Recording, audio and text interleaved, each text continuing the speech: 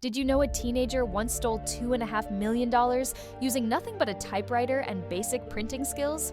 Meet Frank Abagnale, who discovered that banks in the 1960s relied completely on official-looking documents rather than actually checking if they were real. Frank's genius was simple but devastating.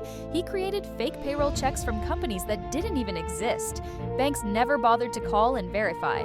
He printed cashier's checks using stolen bank logos, making them look completely legitimate. But here's the most shocking part.